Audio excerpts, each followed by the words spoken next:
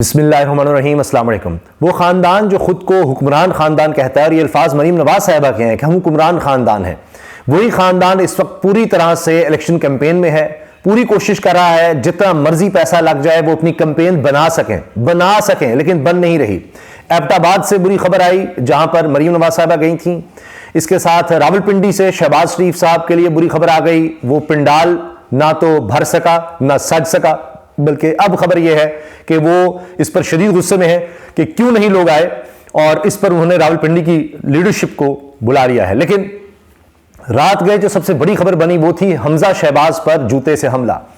ये जिस तरह से निकले रैली के लिए, और इनके इर्द गिर्द जाहिर है कि सारे अपने लोग थे और नून लीग के लोग थे, नारेबाजी भी हो रही थी, लेकिन फिर अचानक नजर आता है कि एक जूता आकर लगता है हमजा शहबाज को। ये चंद दिन वज़ीर आला भी रहे और साबिक वज़ीर आज़म शहबाज शरीफ के बेटे हैं, और नवाज शरीफ साहब वो भी साबिक वज़ीर आज़म, उनके भतीजे भी हैं। और शहबाज शरीफ साहब जब वज़ीर आज़म बने तो प्रैक्टिकली हमजा शहबाज साहब आप ये देखें कि जब वज़ीर आला बन गए थे तो उसके अलावा भी इनका असर रसूख रहा। फिर आप ये देखें कि अब भी इनका बड़ा असर रसूख है, अगरचे निगरान सेटअप है। और जब शहबाज शरीफ साहब वज़ीर आला थे तो ये डिप्टी वज़ीर आला होते थे, चाहे इनको सेंटर में सीट मिली हो, लेकिन हमजा शहबाज साहब जो हैं वो अपना एक ज़ाहिर है एक रखते हैं असर रसूख शरीफ ख़ानदान में भी, पूरा ख़ानदान ही वैसे रखता है। लेकिन ये एक अजीब बात हुई कि हमजा शहबाज पर इस तरह से जूता उछाला गया और बाजार ये लग रहा है कि उनके कंधे पर आकर लगा। और उसके बाद फिर ये हुआ कि जितने इनके सपोर्टर्स थे उन्होंने उसको पकड़ लिया, उस नौजवान को, और बताया जाता है कि वो किसी मदरसे से, किसी मजहबी मदरसे से उसका ताल्लुक़ है। और फिर उसको जाहिर है कि बहुत ज़्यादा मारा गया, उसको तशद्दुद का निशाना बनाया गया, और बहुत बड़ी तादाद में लोग थे जिन्होंने उसको बहुत मारा पीटा। अब बात यह है कि इससे हमें नजर आ रहा है कि इलेक्शंस में हालात बड़े ख़राब हो सकते हैं। जिस तरह के इलेक्शंस होने जा रहे हैं सबके सामने है। अब तो अजीब बात यह है कि कामरान खान साहब जैसा सीनियर साफ़ी भी कह रहा है कि आप सब जानते ही हैं किस तरह के इलेक्शंस हो रहे हैं, इलेक्शंस तो हो ही जाएंगे। तो अब नज़र आ रहा है कि यही सूरत हाल रहनी है। इलेक्शंस ना तो फ्री होने हैं ना फेयर होने हैं, इसके अलावा जो भी होगा कुछ होगा, लेकिन इलेक्शंस नहीं है। बल्कि इनको फ्री एंड फेयर तो चले दूर की बात है, इनको इलेक्शंस भी नहीं कहा जा सकता। अब जो माहौल बन रहा है ये बड़ा ख़तरनाक है। जब एक तरफ नज़र आएगा कि लोग जो हैं उनके लिए मसाइल हैं, जो जिसको वोट डालना चाहते हैं वो उसको वोट नहीं डाल पा रहे, कभी किसी जमात से जनाब आप छीन रहे हैं, अगर तहरीक इंसाफ से बल्ला छीन रहे हैं, तो अब दूसरी तरफ अगर मिसाल के तौर पे सनम जावेद हैं, उनको सुप्रीम कोर्ट से जाकर इजाज़त भी मिलती है, चंद दिन रह गए हैं, तो 3 हल्कों से लड़ रही है, तीनों हल्कों में उनको अलग अलग इंतखाबी निशान मिलता है।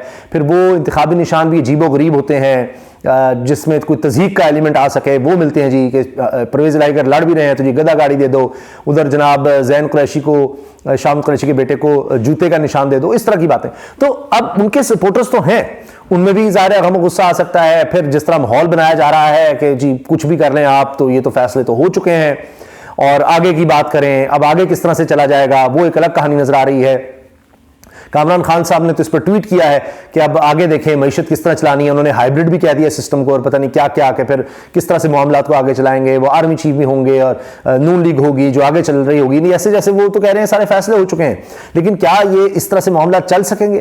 क्योंकि नवाज शरीफ साहब जो हैं वो तो अब इस काबिल भी नहीं रहे कि वो पर्ची के बगैर कुछ पढ़ सकें। जब वो इस तरह से करते हैं तो इतना बड़ा ब्लंडर करते हैं कि इंसान सर पकड़ कर बैठ जाता है। मिसाल के तौर पर अब आप देखिए आज सबसे बड़ी खबर क्या बनी कि उन्होंने खैबर पख्तूनख्वा के गयूर अवाम को, खैबर पख्तूनख्वा के मुहिब्बे वतन लोगों को, खैबर पख्तूनख्वा के जो मेहनती लोग हैं, इतने ज़बरदस्त लोग हैं, उनको कहते हैं जी बेवकूफ़। इनको आप और तरीके से आपने मुखालफत निकालनी, कहते हैं जी ये खैबर पख्तूनख्वा के लोगों को आसानी से बेवकूफ़ बनाया जाता है, और सारे नहीं मैं बात करता लेकिन कुछ को बेवकूफ़ बना लिया जाता है, और फिर ये बीमारी वहीं से आई है। यानी इमरान खान का वो कह रहे थे कि ये खैबर पख्तूनख्वा के लोगों ने ये गलती की, उन्होंने वोट दिया इमरान खान को, और ये बीमारी खैबर पख्तूनख्वा से आई है, वो लोग बेवकूफ़ बन जाते हैं।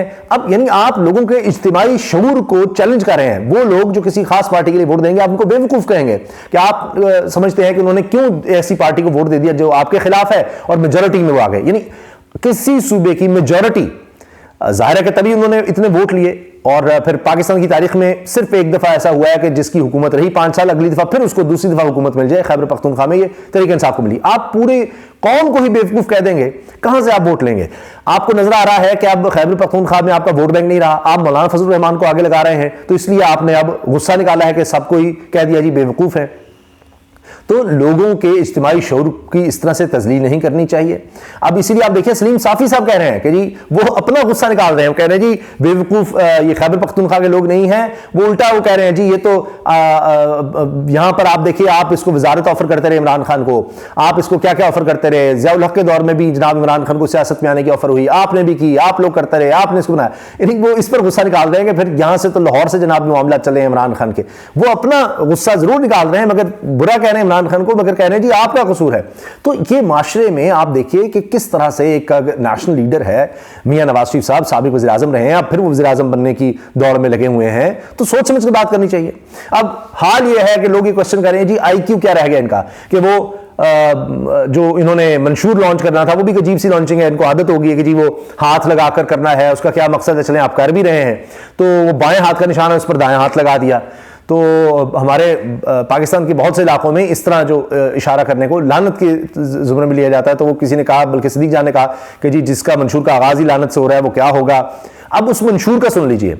उस मंशूर के हवाले से सबसे पहले आप देखें कि करोड़ रुपए की एडवर्टाइजमेंट पाकिस्तान के तमाम बड़े अखबारात में पूरे सफ़े की, साफत क्या रह जानी, पूरे सफ़े को खरीदा गया है और उस पर जनाब वो पूरा उन्होंने इश्तिहार छापा है। और इश्तिहार की भी कुछ समझ नहीं आ रही कि पाकिस्तान को मंशूर दे के नवाज दो। अब वो कहाँ से पढ़ना है कुछ समझ नहीं आ रही। पहली लाइन है, दूसरी लाइन है, यहाँ पर लिखा है पाकिस्तान को दूसरे नवाज दो को, बीच में मंशूर के, और यानी और लाइनें ना समझ आ रही है क्या पढ़ना है, क्या कहना चाह रहे हैं, क्या मकसद है। ऊपर से जनाब करोड़ों रुपए उस पर लगा दिया। मगर बुनियादी बात यह है कि 16 महीने में 10 से 12 अरब रुपया इन्होंने लगाया एडवर्टिजमेंट पर, इश्तिहारात पर 16 महीने की हुकूमत में। अगर तब ये बयाने नहीं बना सके, तब ये मामला नहीं चला सके, तो अब ये कैसे चला लेंगे इतना पैसा लगाकर, इतनी दौलत खर्च करके और इश्तिहारात देकर। यही तो उनकी सोच है। ये समझते हैं कि अच्छा हम इश्तिहारात देंगे, पैसा लगाएंगे, अखबारात को, चैनल्स को इस तरह पैसे की सूरत में खरीद लेंगे तो उनके मालिकान, वहां पर काम करने वाले, वो सारे हमारे साथ हो जाएंगे। अब दौर आ गया सिटीजन जर्नलिज्म का कि वो ये समझते हैं कि वहां पर तोहफे देकर, किसी को कोई तोहफा बेचकर, किसी को पैसा लगाकर हम उनको साथ कर लेंगे, ये ओपिनियन मेकर हैं, इन्फ्लुएंसर्स हैं। नहीं, कोई भी आम आदमी जो बात कर रहा है, अगर वो लोगों को सही लग रही है, वो सच बात कर रहा है, तो लोग उसको अपनाएंगे। इस तरह आप जितने मर्जी चैनल्स पर पैसा लगा दें, अखबारात पर पैसा लगा दें, आपका बयानिया नहीं बन सकता, मुमकिन नहीं है। अब मंशूर में क्या है कि जी हम भारत से अच्छे ताल्लुकात कायम करेंगे। भाई अभी हमारे लोग, भारत ने एजेंट्स यहां पर भेज कर, खरीद कर लोग कातिल को पैसा देकर मरवाए हैं, उनको कत्ल किया है। वही काम जो कनाडा में हो चुका है वो पाकिस्तान में किया है, एक नहीं बार बार किया है। अब हमारे जनाब वजारत खारजा की तरफ से पूरी प्रेस ब्रीफिंग हुई है, उसमें बताया गया कि भारत ये कर रहा है। पाकिस्तान के आर्मी चीफ बड़ा वाज़ेह कहते हैं कि जी ये अफगानिस्तान से एक जान भी कीमती है पाकिस्तानी की। ईरान बरादराना मुल्क है, लेकिन हम अपने खुद मुख्तारी पर समझौता नहीं कर सकते, और भारत के साथ तो मामला नहीं इस तरह चल सकते जी, कोई चक्कर ही नहीं है।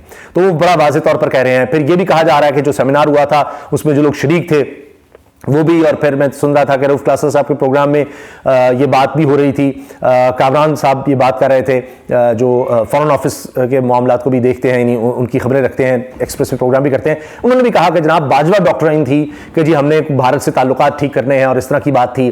फिर उसमें यह भी कहा गया, भारत के जो साबिक होम थे कमिश्नर, तो बल्कि यहाँ पाकिस्तान में जो उनके सफारतकार तैनात है जी, उन्होंने किताब में लिखा कि जी वो तो मामला ठीक चलते थे, इमरान खान बीच में आ गया, अड़े आ गया, ये नहीं कहता था जी पहले कश्मीर का मामला हल करो, ये सब कुछ।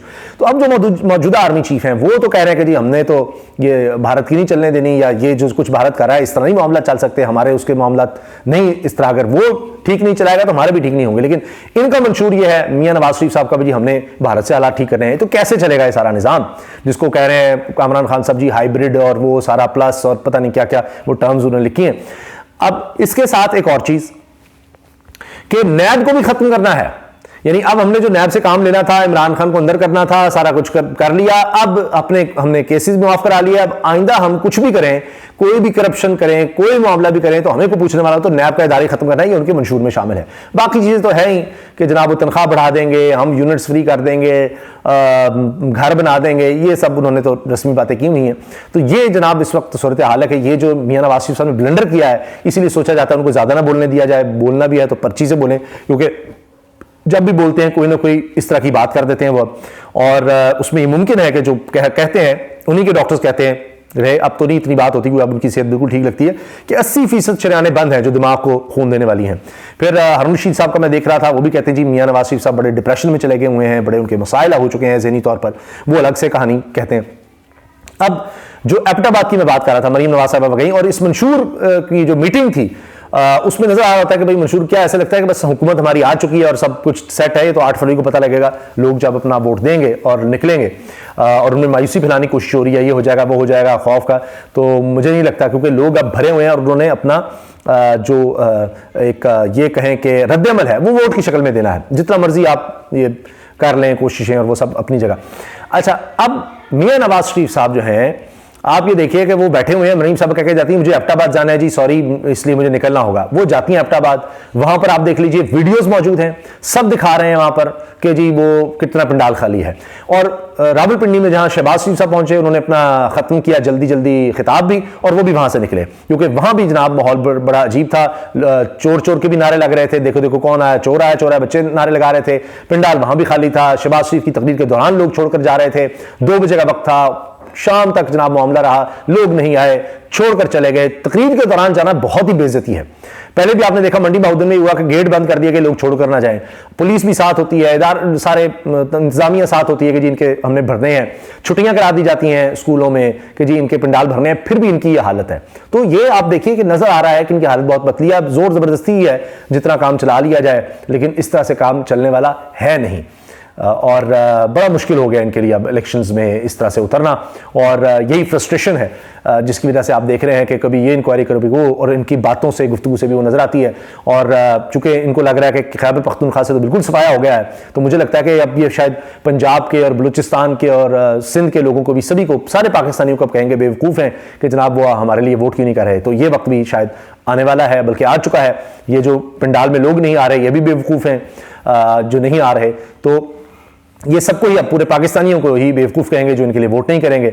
और जितने भी सर्वेज हैं उसमें भी ये नज़र आ रहा है इनके लिए अब वोट करने वाले रहने गए।